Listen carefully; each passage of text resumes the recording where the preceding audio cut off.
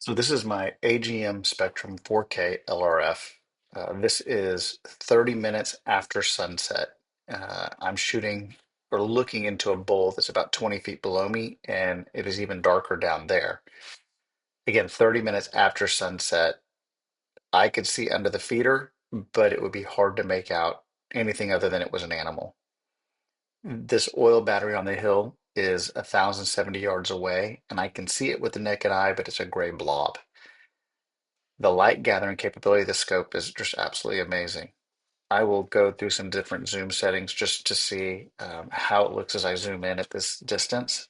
I did a video earlier that's just raw footage of zooming in and out of this oil battery, probably 30 or 40 minutes before sunset to see how crystal clear and crisp the image is. What I was looking at was the stair steps, the handrail, some of the finer detail, again at 1,070 yards. So I've got this, while we're looking through this different zoom settings, I've got this mounted to an 8.6 black. And if I do range, you'll see that the range, is crazy, drops at different distances or rises at shorter distances. It is zeroed at 100, shooting a 350 grain subsonic projectile. So just kind of ignore the bullet drop in the top right corner if you see me ranging in and out. From here, we'll jump to another snippet that's about 10, 12 minutes later, 15 minutes later. So again, this is 35-ish minutes after legal shooting light, 1,070 yards. So now it's about 40 minutes past legal shooting light, and I cannot see under the feeder really with my naked eye at all. This is still in day mode, and you can see there's no lag in the refresh rate. If there was a game animal under there, hogs, coyotes, it would be very easy to make out exactly what you're looking at. Again, this feeder is 94, 98 yards, something like that. In just a second, I will switch it to nighttime mode. And one of the cool things about the AGM is their color palettes in the nighttime mode. And the yellow has incredible contrast. So I will go ahead and put it on the yellow and then play with the different settings from different contrast levels and brightness in the scope. Um, it really, I mean, again, there is no IR and it is nearly pitch black out there. And I can do this all the way up to an hour after sunset and still see significant detail, as well as it's easy to see movement in this yellow color palette. So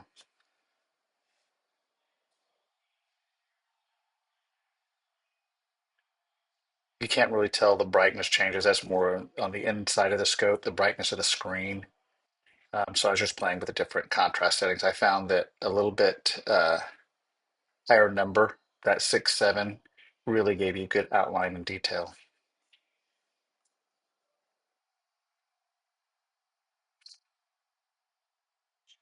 And this is sitting on an 8.6 black, shooting 350 grain subsonic. That's why the drop is so much at just those little short distances. Actually, there's inch 1.3 inches high. So now we are a little over 50 minutes since sunset. And again, just incredible. This is without an IR. I will turn the IR on here in a minute when we get to uh, an hourish of hourish after sunset. So you can see, I think the black is a little grainier. You just get a little bit more contrast with the green and yellow.